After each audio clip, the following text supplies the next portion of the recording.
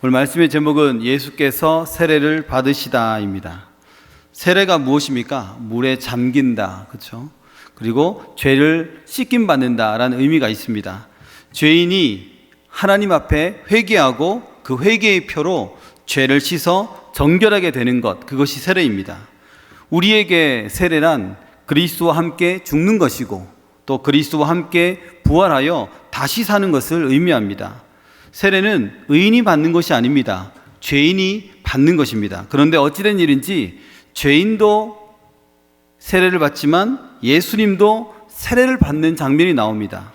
예수께서 세례 받으심을 통해서 우리에게 주시는 메시지가 무엇인지 살펴보겠습니다. 첫 번째는 날마다 회개의 자리에 서야 한다는 것입니다. 오늘도 장례식이 있었습니다. 장례식을 통해 알 수 있는 사실은 죽음은 그리 멀리 있지 않다입니다. 우리는 하나님이 부르시면 식중에라도 올라가야 되고, 하나님이 부르시면 화장실에 있다가도 올라가야 되고, 열심히 일하다가도 하나님 부르시면 올라가야 됩니다. 이 미국의 호스피스 의사인 아이라 바이오크는 죽음을 앞둔 사람과 가족끼리 서로 나누어야 할 가장 중요한 4가지 대화, 이 주제를 이렇게 정리했습니다. 첫 번째는 나를 용서해줘. 두 번째는 나도 너를 용서할게. 세 번째는 그동안 고마웠어. 네 번째는 사랑해.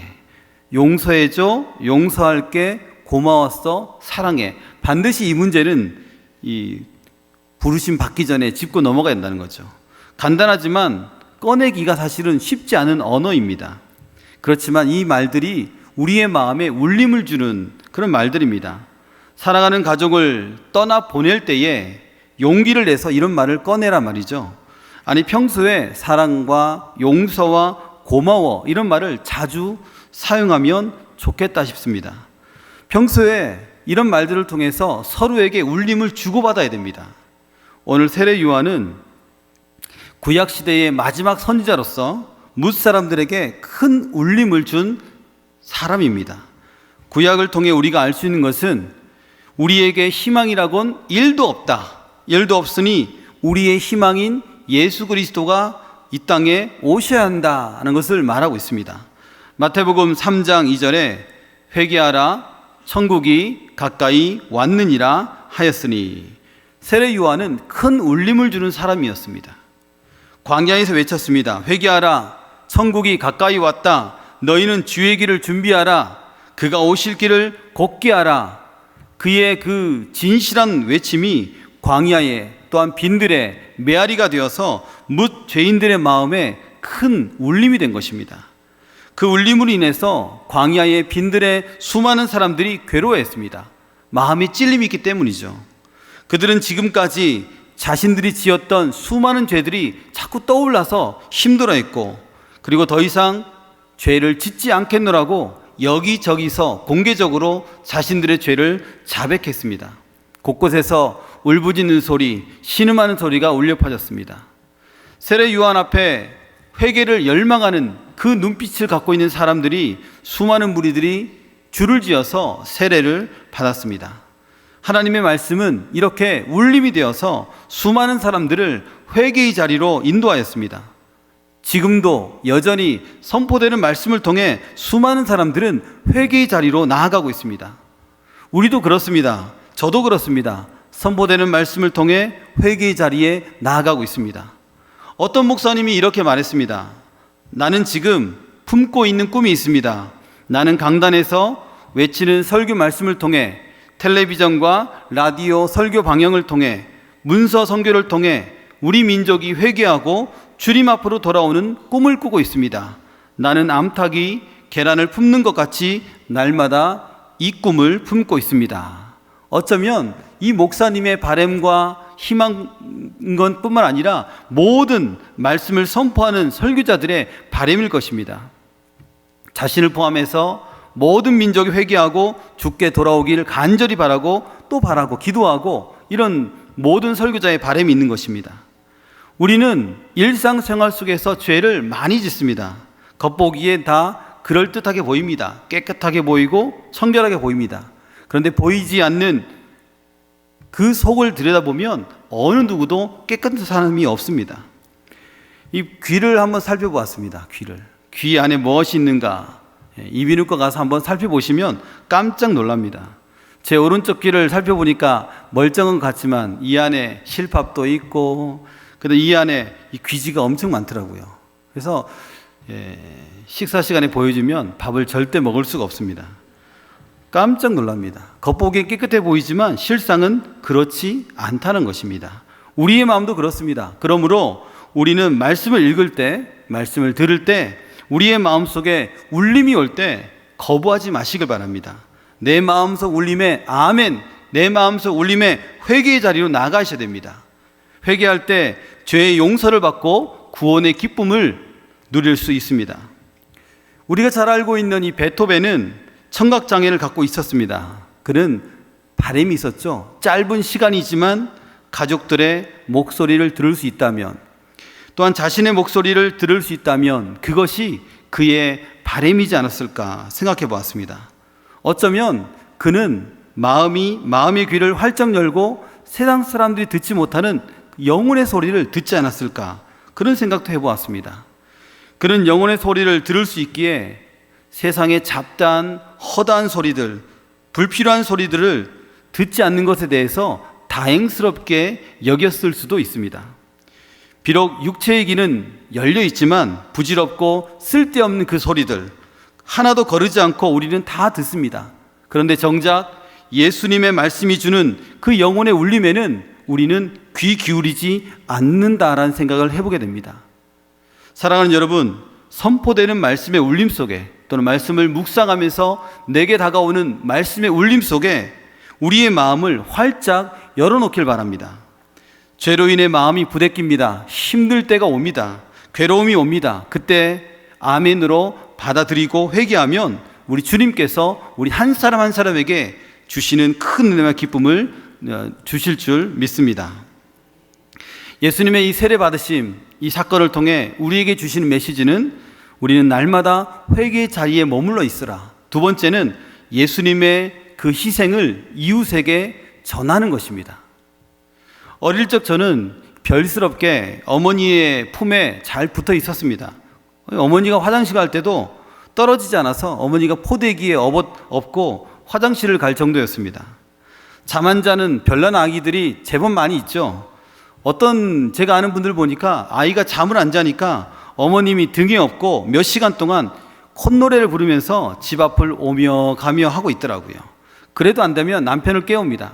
깨워가지고 차를 타고 함께 1시간에 2시간이고 돕니다. 돌다 보면 아이가 칭얼대다가 어머니의 품 안에 잠듭니다. 그러면 그 아이가 깰세라 조심스럽게 아이를 이불 위에 눕힙니다. 어머님은 희생과 헌신의 상징입니다. 그리스도인에게 있어서 어머니와 같이 희생과 헌신의 상징은 누구일까요? 바로 예수 그리스도입니다. 세례 요한은 세례를 받기 위해 수많은 무리들 중에서 이 놀라운 얼굴을 봤습니다. 그분이 바로 예수 그리스도였습니다. 마태복음 3장 14절입니다. 함께 읽겠습니다. 요한이 말려 이르되 내가 당신에게서 세례를 받아야 할 터인데 당신이 내게로 오시나이까. 너무 충격적인 거죠. 하나님의 아들이 어떻게 이 자리에 오신 겁니까? 이 자리는 죄인의 자리입니다. 회개할 것 없는 하나님의 아들 예수께서 회개한다고 합니다. 죄인들에 해당하는 몫인 세례를 받는다고 합니다. 죄인들과 동등한 위치로 낮아지신다고 합니다. 그러니 세례 요한은 힘든 것입니다. 이사야 53장 1절입니다. 같이 읽겠습니다. 범죄자 중 하나로 헤아림을 받았음이니라. 그러나 그가 많은 사람의 죄를 담당하며 범죄자를 위하여 기도하였느니라. 아멘. 예수님은 죄가 있어서 세례를 받으신 것이 아닙니다. 인간의 동등한 위치로 낮아지시고 인간의 모든 죄를 대신 짊어지고 죽으시기 위해서 세례를 받으신 것입니다. 요한복음 1장 29절에 세상 죄를 지고 가는 하나님의 어린 양을 보라 되어 있습니다. 그 어린 양은 자기 죄를 지고 가는 것이 아닙니다. 인간의 죄를 대신 지고 가는 것입니다. 세례 요한은 예수님께 손을 댈 수가 없었습니다. 감히 예수님께 내가 어찌하여. 세례 요한이 말합니다. 어찌 당신이 나에게 세례를 받을 수 있단 말입니까? 예수님께서 말씀하십니다. 요한아, 세례를 허락하라. 이렇게 하는 것이 하나님의 의를 이루는 것이다 라고 말씀하십니다. 마태복음 3장 15절입니다. 함께 읽겠습니다. 예수께서 대답하여 이르시되 이제 허락하라. 우리가 이와 같이 하여 모든 의를 이루는 것이 합당하니라 하시니 이에 요한이 허락하는지라. 아멘. 예수님이 이 세례를 받으시는 것, 그것은 하나님의 의를 이루시기 위한 것이다 라고 말하고 있습니다. 하나님 말씀에 예수 그리스도께서 순종합니다. 하나님의 의는 무엇입니까? 예수님이 스스로 자처해서 죄인으로 온 인류를 위해서 십자가에 오르시는 그것입니다. 그것이 하나님의 의인 것입니다. 우리 예수님은 인류의 모든 죄, 불의, 추악, 저주, 절망, 죽음을 한 몸에 짊어지고 십자가에 오르신 분이십니다. 예수님은 양손과 양발에 대못으로 박히시고 허리는 창으로 찔리셨습니다. 예수님은 자신의 모든 몸에서 물과 피를 쏟으셨습니다. 예수님은 극한 고통의 자리에서 몸부림치면서도 인류의 모든 죄와 불의를 청산하기 위해서 끝까지 인내하셨습니다.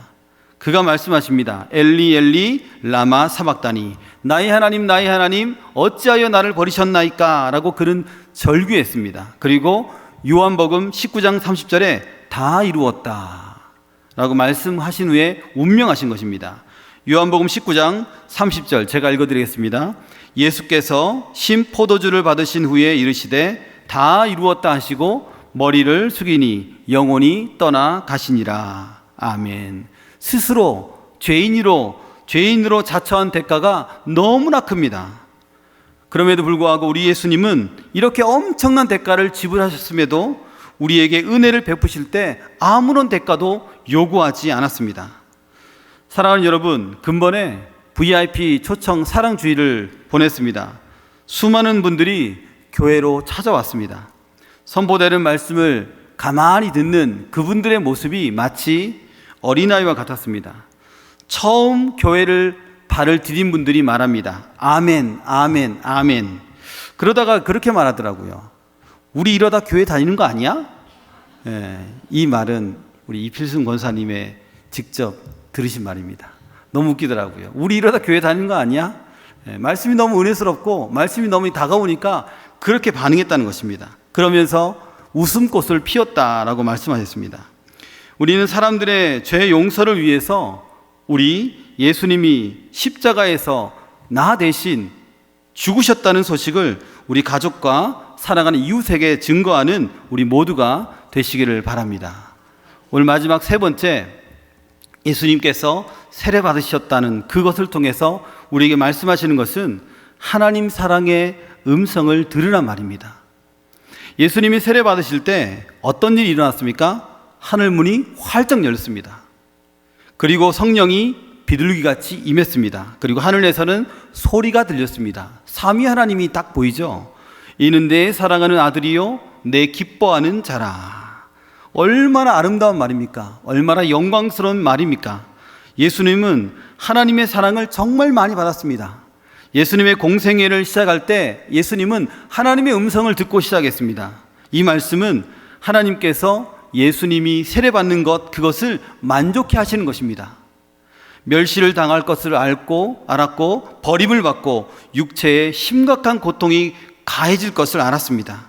그리고 십자가에서 죽으실 것을 아셨습니다. 이 모든 것은 하나님의 의를 이루기 위함이라는 사실을 확증하고 있습니다. 예수님도 아셨고 하나님도 아셨습니다. 십자가의 길, 누가 갈까요? 그 길을 누가 갑니까? 하나님의 음성을 들은 사람만이 갈 수 있는 길이 십자가의 길입니다. 하나님이 나를 사랑하는 아들로, 하나님이 나를 기뻐하는 자로 여겨주셨다는 그 사실만으로 우리는 십자가의 길을 당당하게 걸어갈 수 있습니다. 그러므로 우리는 나 스스로 나는 하나님의 사랑하는 아들이요, 나는 하나님의 기뻐하는 자다, 그렇게 고백해야 됩니다. 그리고 옆에 있는 성도님들에게도 하나님은 당신을 사랑하고 하나님은 당신을 기뻐하십니다, 그렇게 말해야 됩니다. 이 사랑이 예수님을 멸시하는 사람에게서, 이 사랑이 목에 핏대를 세우고 예수를 십자가에 못 박으려 하는 그 사람들에게서, 이 사랑이 십자가에 못 박는 로마 군병의 망치질에서 견디게 했다라는 것입니다. 사랑하는 여러분, 우리가 세례를 받는 것은 하나님의 사랑하는 아들이요, 또 하나님이 기뻐하는 자로 살겠다는 공식적인 우리의 고백입니다. 하나님이 나를 사랑하신다는 그 확신을 가지고 이 땅을 힘있게 살아가는 우리 모두가 되시기를 바랍니다. 말씀을 맺겠습니다. 예수님과 함께 하나님의 의를 이루기 위해 오늘도 성경을 통해 내 사랑하는 아들이요 내 기뻐하는 자라 말씀하시는 이 하나님의 음성을 확실히 믿으시고 내 걸로 만드시길 바랍니다. 우리는 하나님의 사랑하는 아들입니다. 우리는 하나님의 기뻐하는 자들입니다. 우리는 하나님의 왕 같은 제사장들입니다. 하나님이 나를 사랑하신다는 그 사실 확실히 믿고 회개의 자리에서 복음 전함 자리에서 승리하는 우리 모두가 되시기를 소망합니다.